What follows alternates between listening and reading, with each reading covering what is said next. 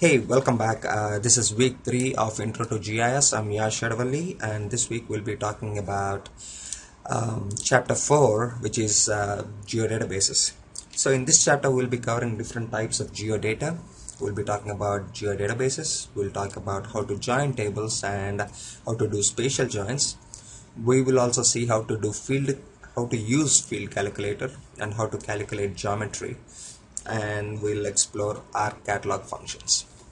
So getting started with data types, a geodatabase or a geodata, actually, should I say, is information about geographic locations. So any data that can be read by a GIS system that is stored in a format that can be read by it is called a geodata. So it could be anything ranging from a shapefile, it could be a raster file, or it could be a geodatabase, which we will learn about in this class. And it could be a database or a tabular data such as a DBF file or an Excel spreadsheet, or it could be an ArcInfo format file called a coverage. So shapefile is a simple non-topological format for storing geographic location and attribute information of geographic features. So what this means is it's the most basic format for storing both the shape and the table behind it in that can be easily read by GIS. So let me show you an example. So what I'm looking at is the shapefile for school. So this is within your SRA press folder, but if you look at the shapefile, it is not just one file but a bunch of files. It has a SHP file which has shape information. It has a DBF file which essentially has all the data behind it, like school information and so on. So you can open this and it will look something like this. So it will have all these different fields, area, perimeter, school names and status and neighborhood name, address, zip code, and so on and so forth. So this information is part of the shapefile. So, and it has a projection file which actually sort of tells which coordinate system it belongs to, and then it has a bunch of other files, but if you open the same location in an R catalog using an R catalog, this is Windows Explorer, but if you open the same thing using R catalog, let's see how that looks. So when I open my R catalog, I browse to my location, the data files folder within ESRI GIST1 folder. If I look at schools, it is just called a shapefile, although we do know from the Windows Explorer a shapefile has 1, 2, 3, 4, 5, 6 and 7 different files combining to form a single shapefile. So when somebody asks you to actually share this information with them or send them schools data, you shouldn't just like send this shapefile schools.shp. Rather, you should actually send all these different seven or eight different files, and maybe put them in a zip folder and send it to them. So that's the difference between R catalog and Windows Explorer. Using R catalog, you can actually see, and when you actually copy, you're copying the entire 6 files using R catalog. So when you are moving or copying GIS files, it is best to use R catalog. So I can click on it, I can say preview, I can see the schools preview, and maybe I can look at the table here. These are the functions of R catalog which we'll explore a little later. So going back to the presentation. So again, going back to the presentation, so each component file of a shapefile should be limited to 2 GB or less. Therefore, a DBF file, which is the data file, cannot exceed more than 2 GB, and this is one of the biggest limitations when you work with like big data, which is which is the trend right now, like using GIS to actually analyze and present big data. Those files cannot exceed 2 GB, which most of them do. So this is a major constraint of a shapefile. So that's shapefiles.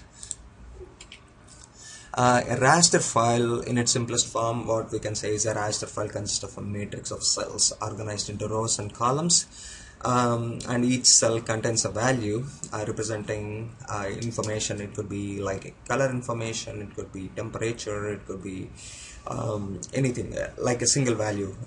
It cannot have more than that. All it has, each cell has one value. It does not have a attribute table, so to speak. Like it cannot have multiple fields. Raster data, an aerial photograph is a raster data. Satellite imagery is raster data. So are digital pictures or even scanned maps. So usually, of course, just like any other GIS data, a raster data represents world data or world phenomena. It could be a thematic data, represents such as like LiDAR data, like land data or soils data, or it could represent something like a phenomena like a temperature or elevation, or all the maps that you see when you are watching weather, like the wind movement and something, stuff like that. And then it could be like aerial photographs or satellite images, and it could be building photographs or drawings and stuff.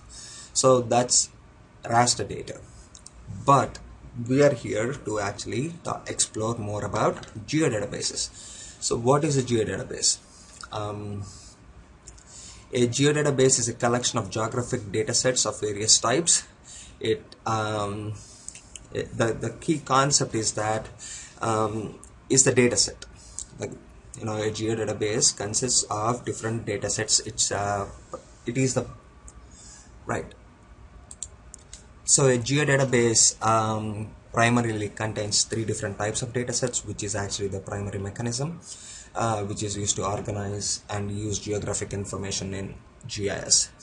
So those 3 are a table. It's a collection of rows. We all know that. It's each containing the same fields. And feature classes are tables with shapefiles.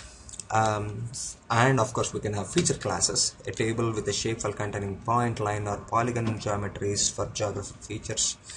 And then we can also have raster datasets within this geodatabase, which represents a continuous geographic phenomena. So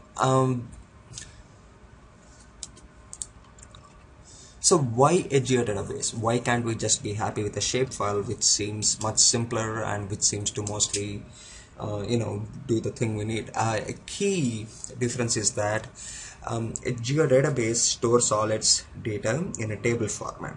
It does not have like SHP format, SHX, all these different files we saw, which are associated with a shapefile, the 7 files we saw before. The key thing here is that it converts all the data and stores them in terms of a table. So what happens when you store something in a table? You can use advanced SQL or simple query language to actually process these tables or query these different tables. So that becomes extremely critical when you are dealing with this information, because SQL is universal. We can leverage the SQL capability and use it in different database management softwares like Oracle or DB2 or Informix or SQL Server, and post GRE SQL and so on and so forth, post GIS.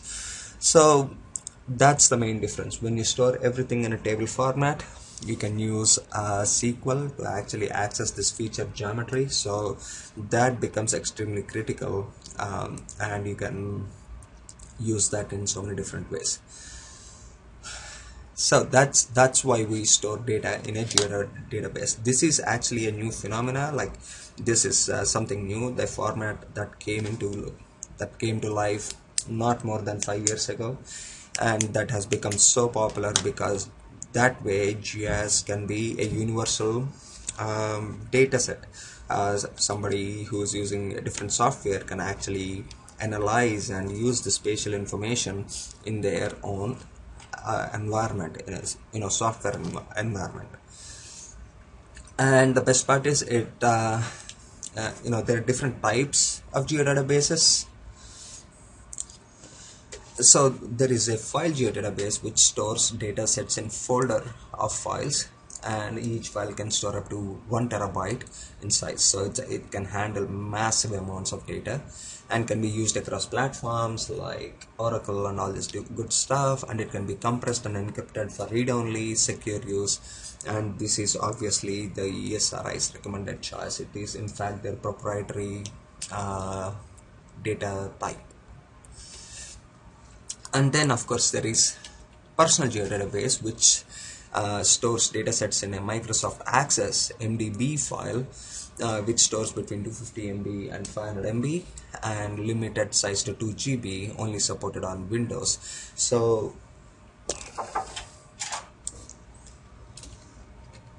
and then of course there is the ArcSDA geodatabase, which is a enterprise level geodatabase, which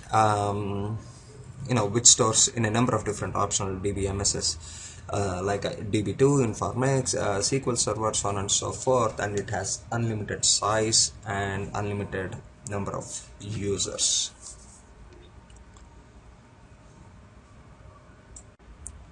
So let's see how to actually create some of these geodatabases and how to import stuff and export shape files and tables from these geodatabases.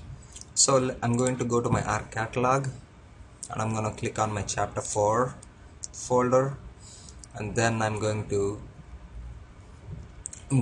right click here. I want to create a new file geodatabase, so I'm going to click on that, and I'm going to give this geodatabase a name, Maricopa County. So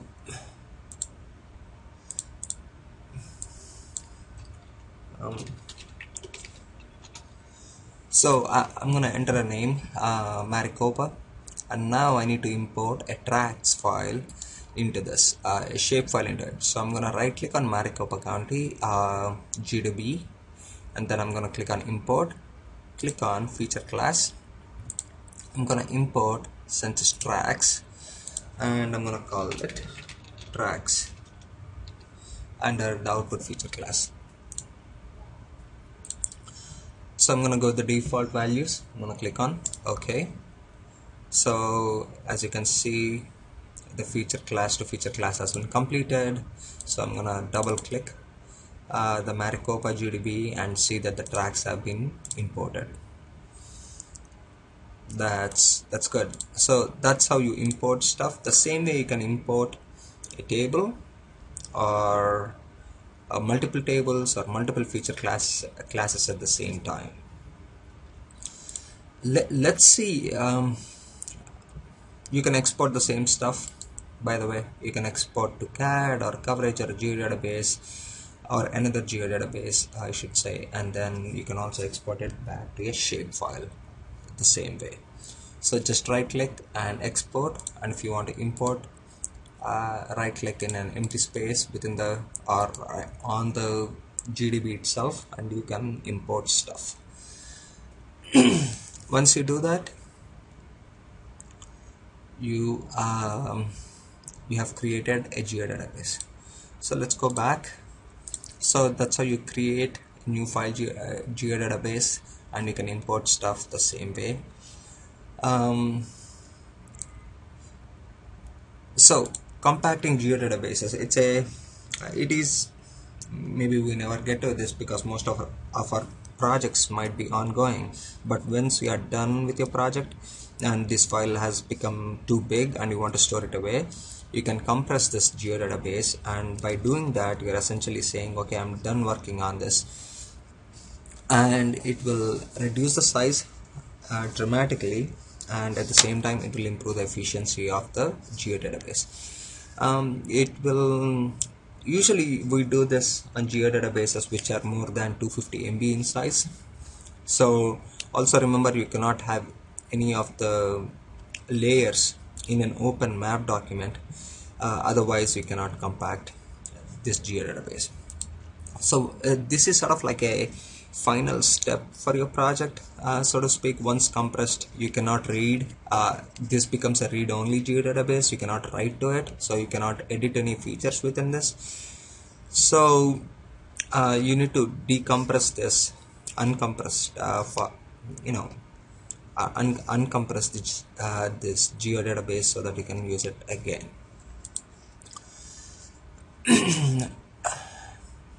So let's take a look at the same geodatabase we just created. This is called Maricopa County.gdb. So Maricopa GDB, that's the same GDB we just created. If I double click, I don't see anything that says tracks, do I? That's because you cannot view inside a geodatabase using your Windows Explorer. You have to use ARC catalog. So when I go to the same folder, I see my Maricopa County, and I double click on that, I see the tracks. So you must always use a ARC catalog interface to interact with these geodatabases. I'm gonna go back to my PowerPoint. So let's talk about some of the data types that can be directly loaded into GIS. So one of them is a DBase file or a database file with an extension star.dbf, and also a CSV file or a comma separated file or a comma separated values or tab separated values .txt can be read by ArcMap quite easily.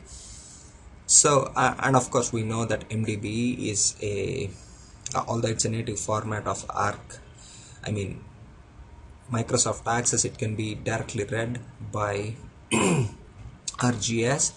Also in the last 3 years or so, we've been able to interact with Microsoft Excel quite efficiently using ArcMap. So those are the directly loadable data files. So if you need to like geocode something, you have a bunch of addresses somehow, or XY, latitude, longitudes with some data, you can import them into GIS if they're in any of these 4 formats quite easily. So but there are few rules when you're doing this. You need to make sure that the first row has attribute names, and then sort of like they should be easily you should be able to understand them easily. It cannot be like field 1, field 2, field 3. You'll get quite confused at the end of like field 50 what's what. So you don't want that. You need to not start a field name with a number, and also the field name cannot exceed 13 characters.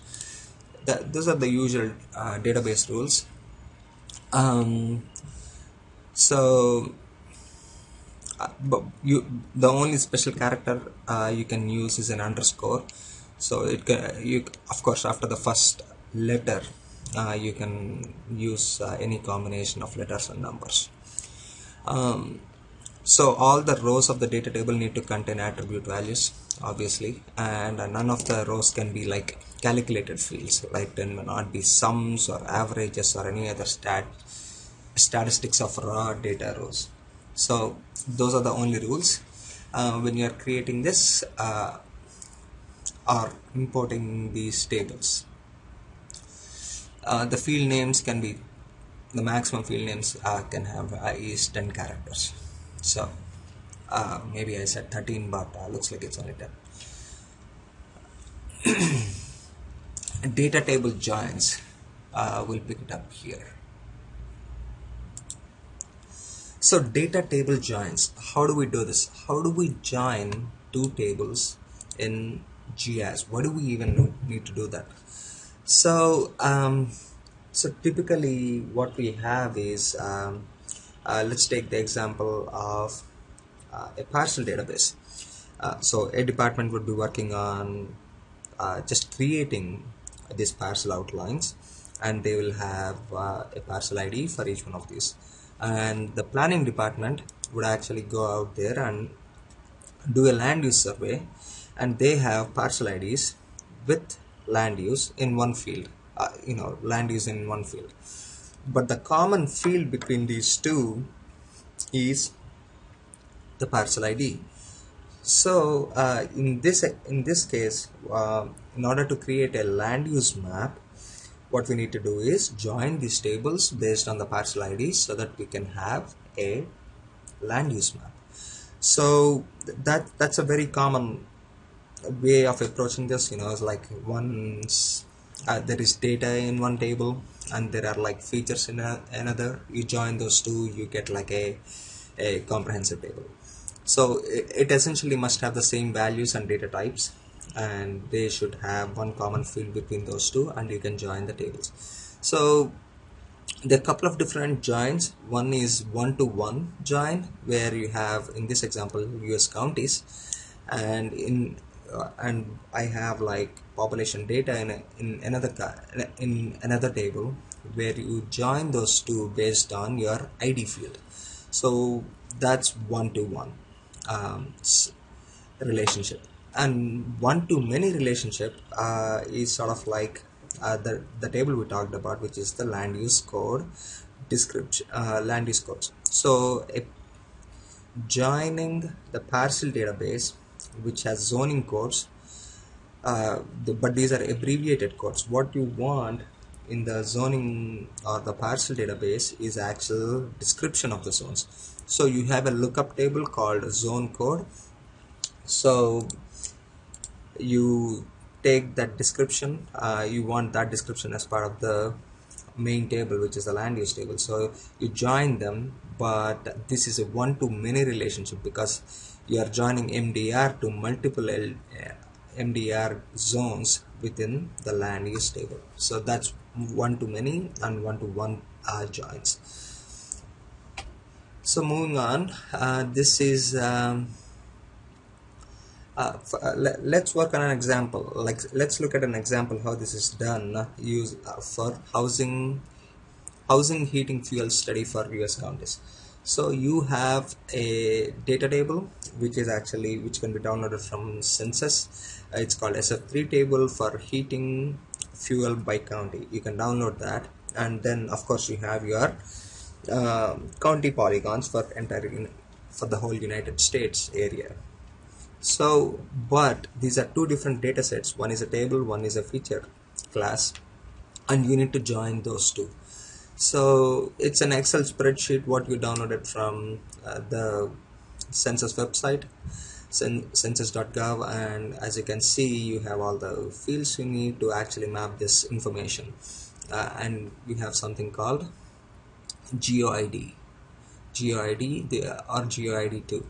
So let's see, and we have a key to this table, which means H04001 means owner occupied housing units, house heating fuel total units. So this one right here. So you have table definitions, which is useful because you are not gonna put this is more than 10 characters, so you cannot obviously have that as a field name.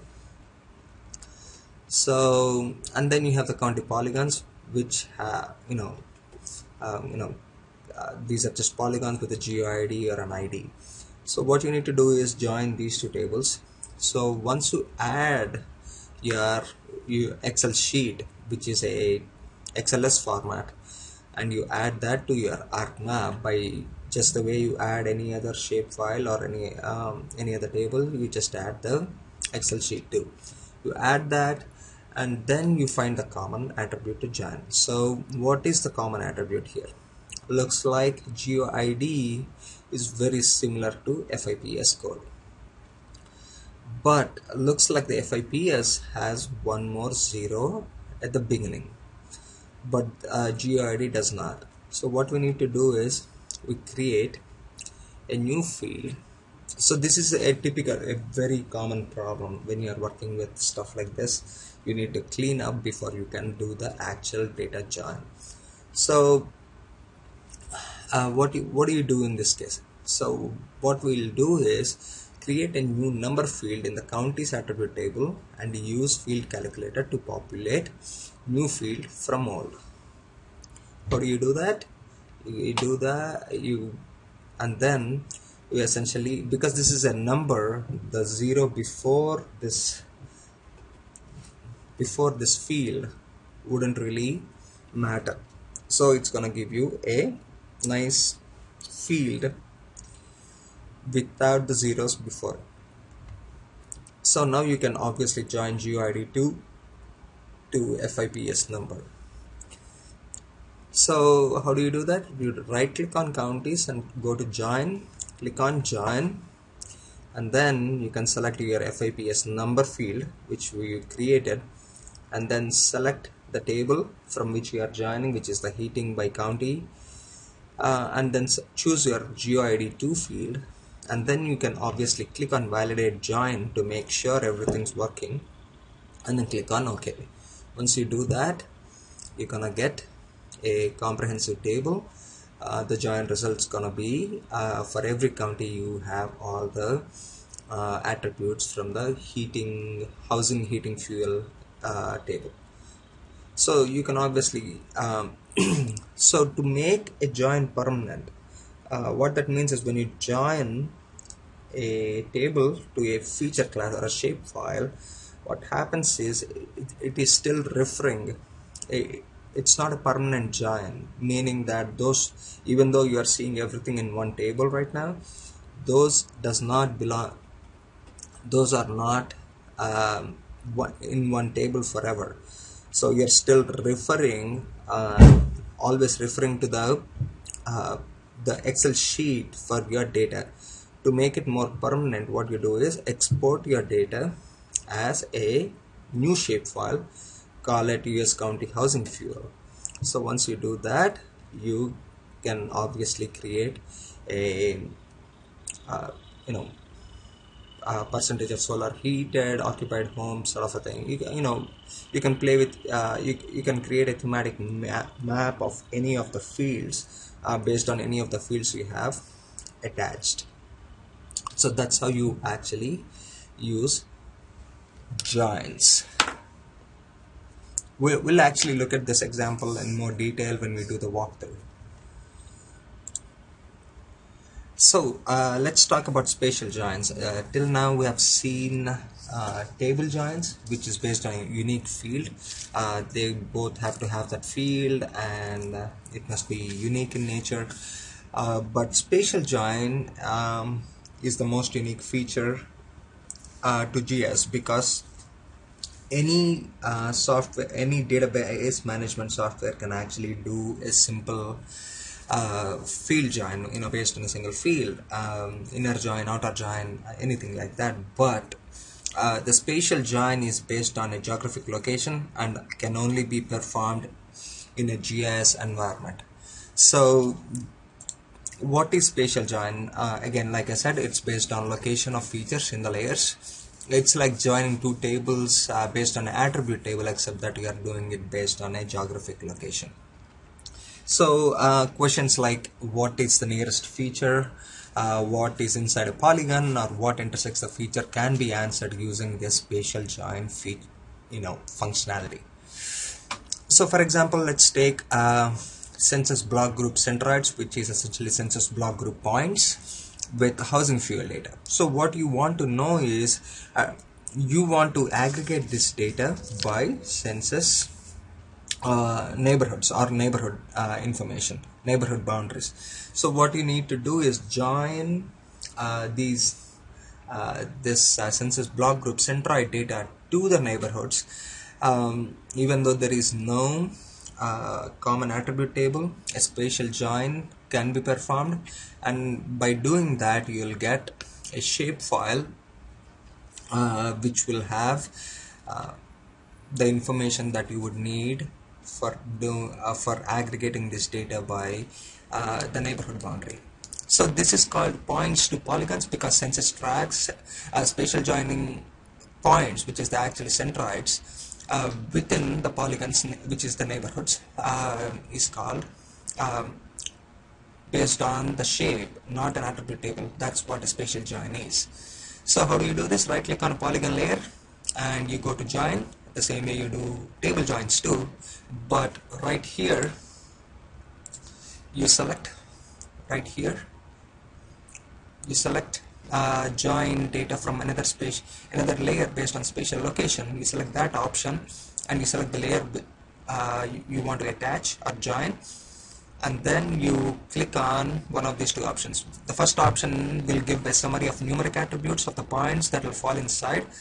So what happens is, if this looks like this neighborhood has maybe 10 different centroids, census block group centroids, so the numeric fields within that centroid layer, census block group centroid layer, would be summarized and will be attached, or automatically a field will be created in the neighborhood layer with the sums of all the numeric fields.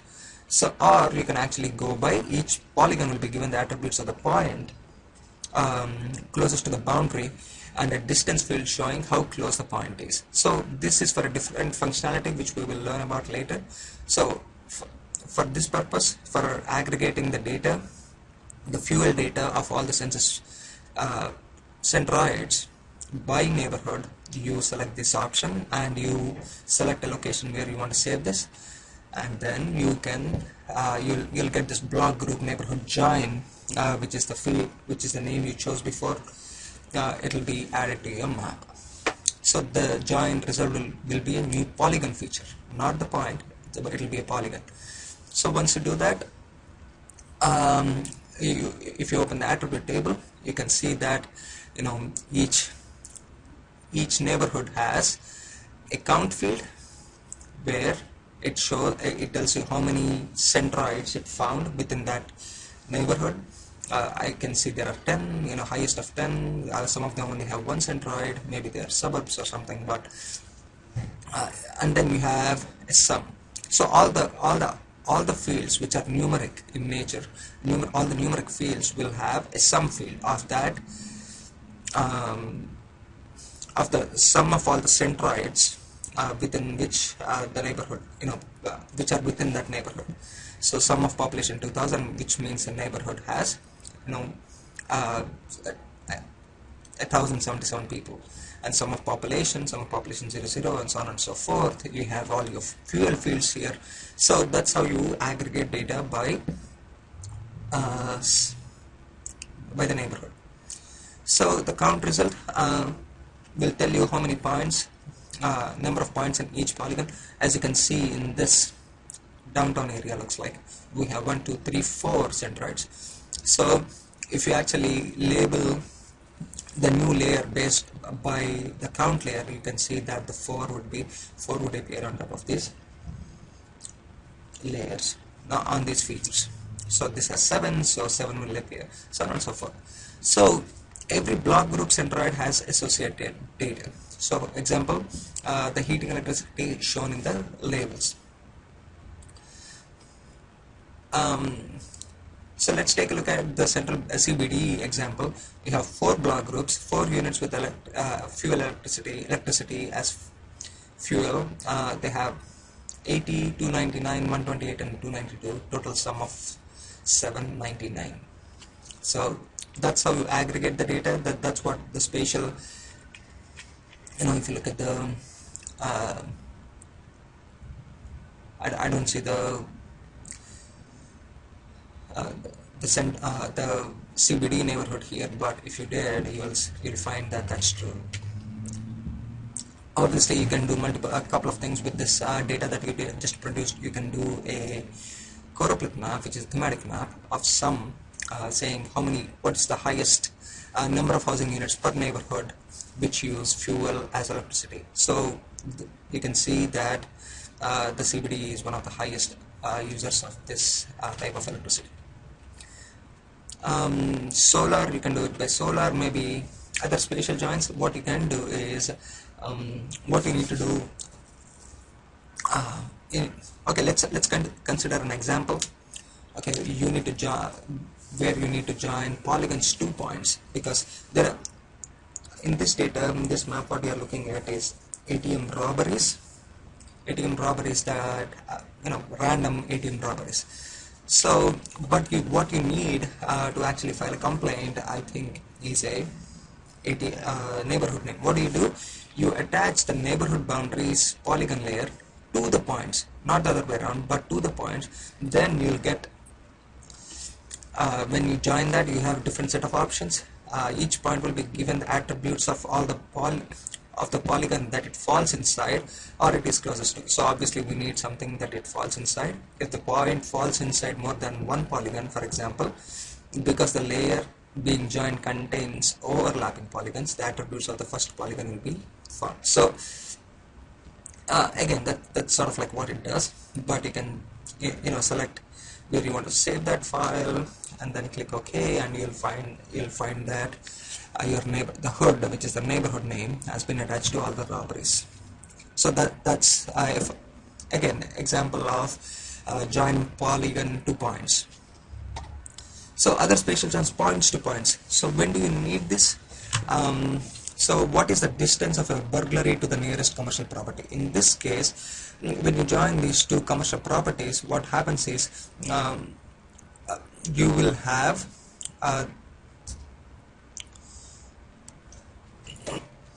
the distance of the closest commercial property to the to each of these burglaries.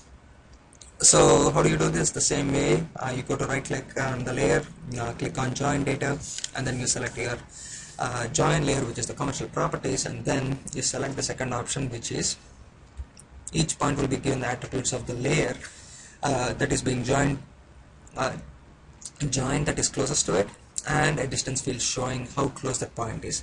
So when you do that, you get the address of the closest, the closest the distance to the nearest commercial property is shown as a field in the field distance. So that's how you use spatial joins. We'll see more of this in the walkthrough. So field calculator is a very useful tool that is available to you to actually calculate some fields, to be honest with you. So let's see where we need to use it and maybe some examples. So essentially used to perform numeric calculations or to populate fields, or maybe to concatenate text data. For example, concatenating means like combining the address, street number to street name to street type, combining those three fields is called concatenating. That's how you concatenating text data. So calculating those is a primary GIS function, or a database function, I should say.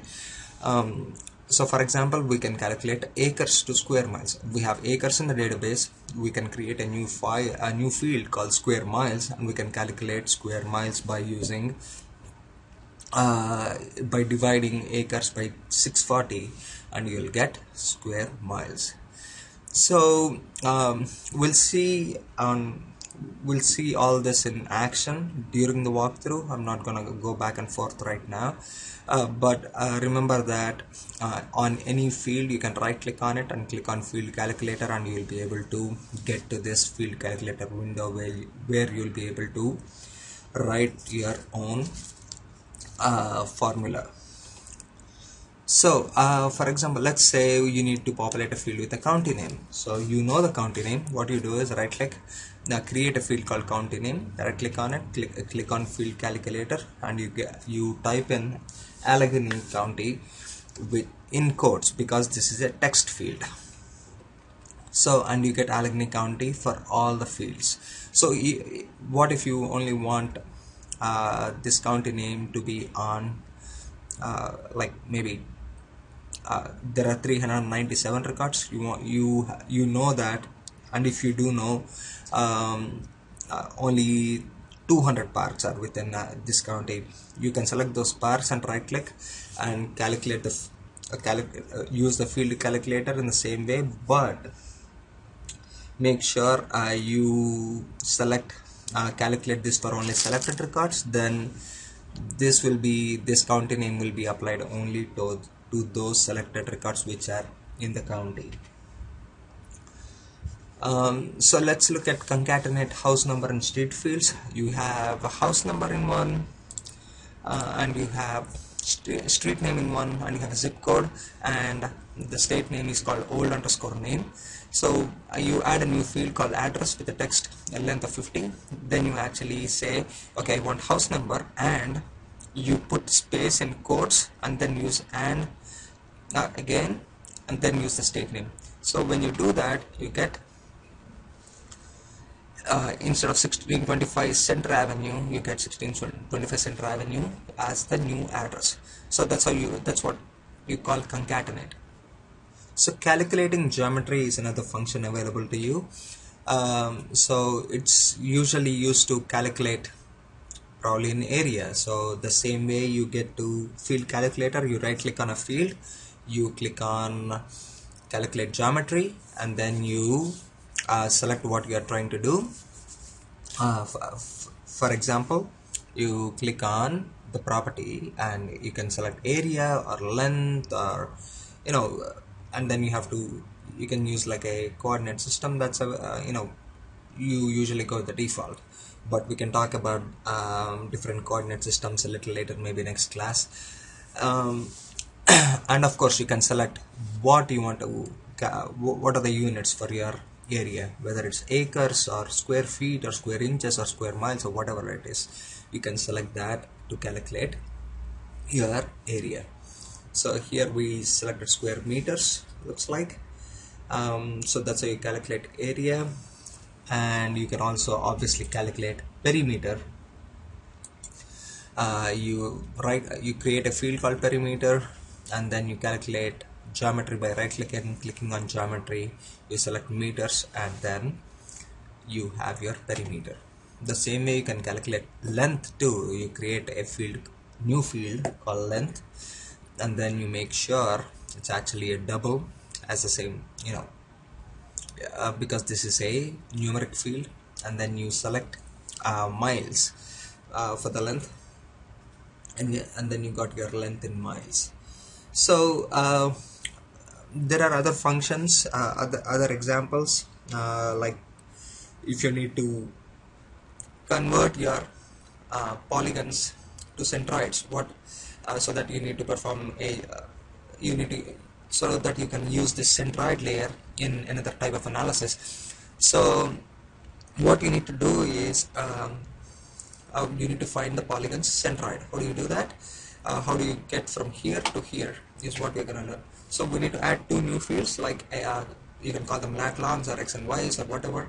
You add them, make them a obviously they are numeric fields, and right click on x and you click on calculate geometry, and then you go to use the coordinate system, or maybe select a coordinate system that you want, and then select units as decimal degrees, and make sure it is actually down to x coordinate of centroid. And then you got your x values, the same way you do your y values, and then what you do is right click and in the table, open the attribute table, export the table itself from the table menu, export the table to a DBF file, and then add the DBF file to the map. We'll see how to do this, by the way, during the walkthrough. And right click on the table block centroids and display XY data, and you select X for X field, Y for Y field, and you select the coordinate system that they belong to, and then you got your centroids. So you moved from your you got your centroids from your census block group polygons. So that's how you do it. And then after the XY event function has been used, it is usually saved as a temporary file. You need to export that file to a feature class to make it a permanent shapefile. So that's calculating geometry. So let's look at the last part, which is the R catalog functions, which we have seen most of it, which is essentially to browse, to copy, paste, or rename shapefiles and geodatabases and feature classes within the shapefiles, and accessing GIS tables and so on and so forth. And also we can view and edit properties, like we can probably control the fields, the type of fields and stuff, and then we can view the metadata, which is like data on data. This is information on who created it, what are the tags, and what's the name of the file, the source of the file, and so on and so forth. Maybe the author, maybe the extent, stuff like that. You can edit that obviously here, and you can create new files, which we have seen how to create new geodatabases and tables and feature classes. So in summary, we learned about data types, geodatabases, data table joins, spatial joins, field calculators and calculate geometry, and R catalog functions. And we will work on the walkthrough.